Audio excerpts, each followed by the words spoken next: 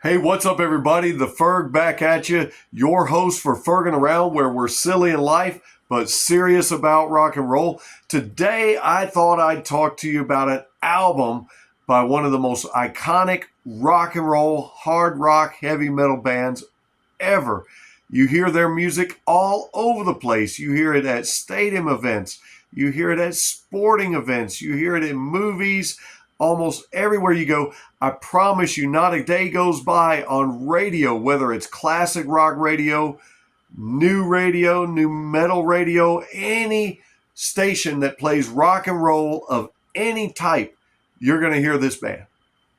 Always going to hear them. And you've probably already guessed it. Yes, I'm talking about legendary ACDC.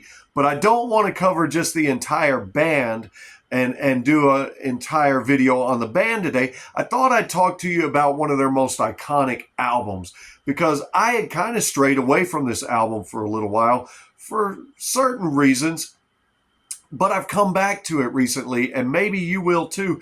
And that's the hope that I have by doing these videos, is that maybe you'll go back and rediscover some great music that you already knew and loved, and maybe some songs by some bands that you already knew and loved and were already familiar with, and maybe newcomers, new to the rock and roll scene, or at least new to the style of rock and roll that we love and enjoy. Maybe you'll find some gems in there and some things that you like and that you think are pretty cool and pretty awesome.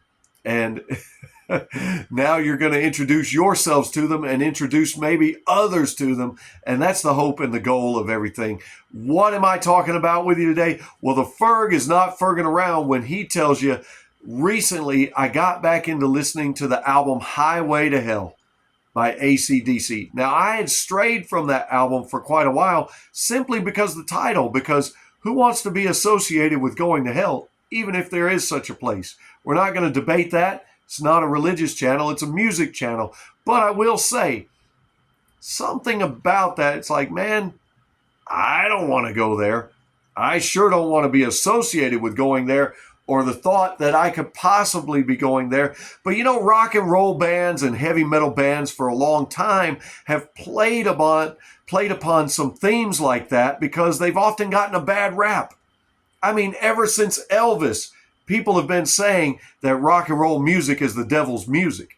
I mean, if they thought Elvis shake, rattling, rolling up there and shaking some hips was bad, man, what would they have thought if those very same people were listening to some Pantera or White Zombie or some Slayer these days? And I'm not saying those are satanic bands by any means. And certainly if you've listened to ACDC for any length of time, you know they're not a satanic band.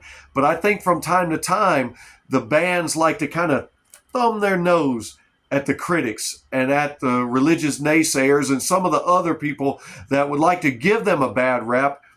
Rock and roll's taken that for a long time, and for a little while the blues did too, starting out with legendary bluesman Robert Johnson, the king of the Mississippi Delta blues, was accused of selling his soul to the devil, and of course there's an entire legend behind that, and I'm not doing this episode on that, but I'm just saying, for a long time, if it wasn't gospel music and it was anything of the rock and roll style, the heavy metal style, gotten a bad rap. And I don't blame bands for kind of having a laugh and kind of thumbing their nose at the critics and at the world and saying, okay, you think we're bad? We'll show you bad. In fact, we're going to show you badass, which is exactly what ACDC does, because they're one of the most badass rock bands you're ever going to hear. And they have got the respect of everyone in the rock genre, everybody in the heavy metal genre, thrash metal, any metal, rock, I don't care who it is. Almost everybody loves and respects ACDC, and they're going to get played no matter what on rock radio. You're going to hear these guys. But you don't always hear each and every one of the songs on the Highway to Hell album, which unfortunately was the last album featuring legendary Bon Scott, the lead singer. And on this album, you have Bon Scott, you have Angus Young, you have Malcolm Young, his brother, you have Cliff Williams, and you have Phil Rudd. And the album cover, if you've ever seen it, is a famous album cover with the entire band on the front. It says Highway to Hell at the bottom. You got Angus with the 2 devil horns right up here, and I think he's holding a tail. And you've got Bon right there beside him smiling. And what a wonderful image of Bon Scott, because it would be the last we would see of him because of his tragic and very untimely death in February of 1980. And so that's another thing that makes this album legendary, is the fact that this is some of the last material that we ever get from legendary Bon Scott before the band decides to hire Brian Johnson, who in turn came with the band on the album that is their most famous, their most successful album to date, the Back in Black album. Everybody's heard it. Everybody's heard several tracks from that album. A wonderful album, and we can do another video on that some other time. But did you know that the Highway to Hell album, which was released in 1979, was produced by none other than Robert Mutt Lange, a very famous producer that a lot of rock bands used, who's able to polish up the style of these bands and kind of give them a more of add an element to the music that maybe they didn't know was there or could be added in the studio. And Mutt was great at that. The band spent 3 months at Roadhouse Recording Studio with Mutt getting this thing put together. And I'm glad they did, because I'm going to tell you what, for a band from Australia, for some guys down under, this was their very first album to actually chart in the U.S., reaching the top 20 on the Billboard 200 and finally peaked at number 17. But the actual song Highway to Hell, their title track, actually was their very first song to chart in the United States, which is a big deal and was a big deal. There's been a lot of British acts and other acts from overseas, from many other different countries, that always wanted to chart in the U.S., because once you charted in the U.S., baby, you'd made it. You made it. And so ACDC had finally hit the big time, selling over 500,000 copies of the Highway to Hell album, certifying it as gold. And so I'm here to tell you, I really believe it's worth it. I was listening to some of the songs, and of course the title track, Highway to Hell, most famous track probably on this album, and it definitely gets radio play. You're liable to have heard it today. You may hear it tomorrow. You may hear it this week sometime on rock radio. Now, if you're lucky, somebody will do a deep cut, and you may get to hear the next track on the album, Girls Got Rhythm. I love that one. It's just a fun, loving song. It's just a fun song. And that's the great thing about ACDC and their songs. A lot of them are fun. A lot of them have a heavy guitar riff, a great bass beat, and great drums and rhythm section.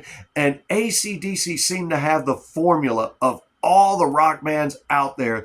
If it ain't broke, don't try to fix it. And it's worked for them, because you'll notice throughout the years, ACDC has never changed. They've never changed their style. They've never changed their format. They didn't try to change because of grunge, when Nirvana and Pearl Jam, Stone Temple Pilots, Soundgarden, and those guys were taking the world by storm. ACDC never changed. They never changed in the 80s, when your legendary hard rock bands with their ballads and with their makeup and with their videos and flashy style and making all the money in the world and driving girls wild. Guess what?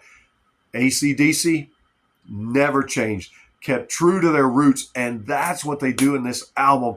It's a very good hard rock album. Girls Got Rhythm, a very fun, great song. Another very rockin' track. My voice messes up from here to there, but this is called Fergin' Around, isn't it? It's the Fergin' Around channel. So if I ferg up a little bit, you guys don't abandon me. You just stay with it as we go along, right?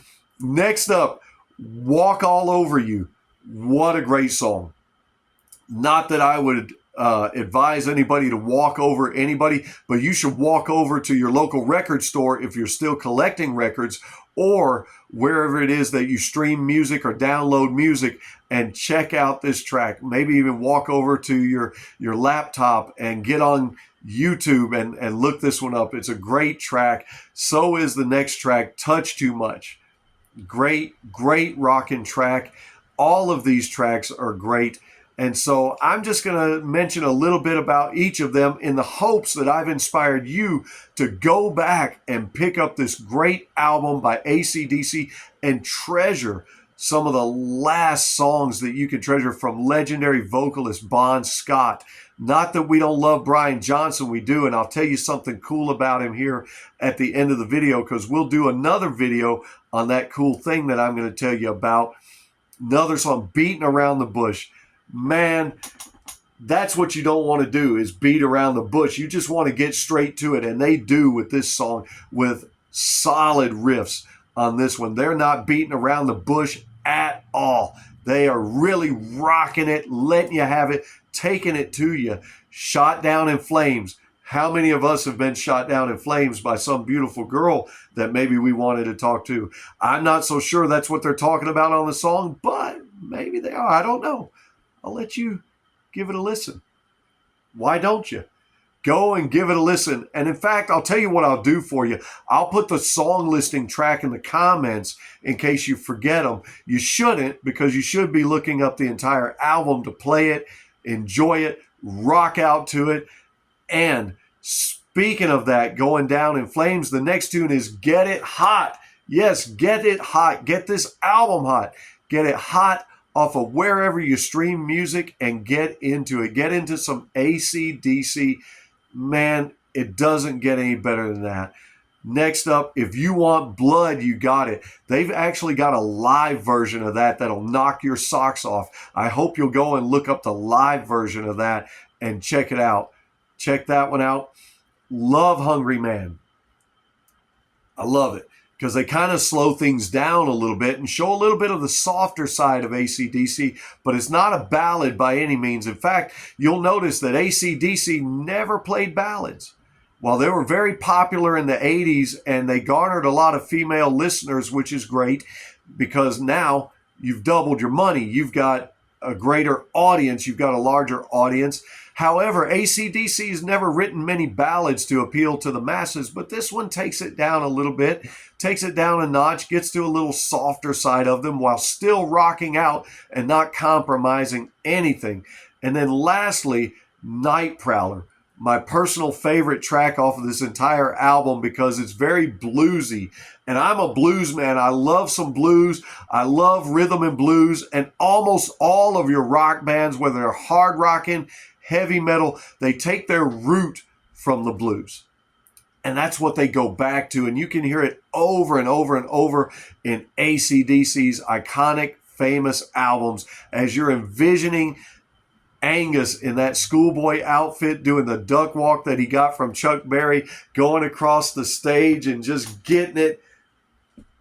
You can sit and listen and hear a little bit of Chuck Berry, but you can also hear some blues. You're always going to hear blues in your great rock and roll acts. And speaking of that, we mentioned Brian Johnson earlier, and I said I'd tell you something cool about him. Well, one of the coolest things about Brian Johnson of ACDC was not only that he was able to come in and collaborate with ACDC and make their greatest album to date, the Back in Black album, which still flies off of shelves at record stores and wherever they sell CDs and music, but just last year, Brian Johnson was a guest vocalist on Slash's blues album. You heard me right. Slash of Guns N' Roses put out a blues album, and it's a great album. And I'm going to do a separate video on that album featuring the songs, because you just won't believe the list of guest stars on that album. But you won't believe your ears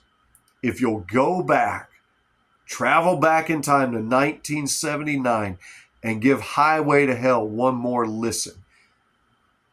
Yeah, I think you should do that. And I think you should do something else. I think you should like and subscribe to the videos. And I think that when they ask you what you've been doing, you should tell them, just ferging around. We'll see you on the next one. Thanks for listening.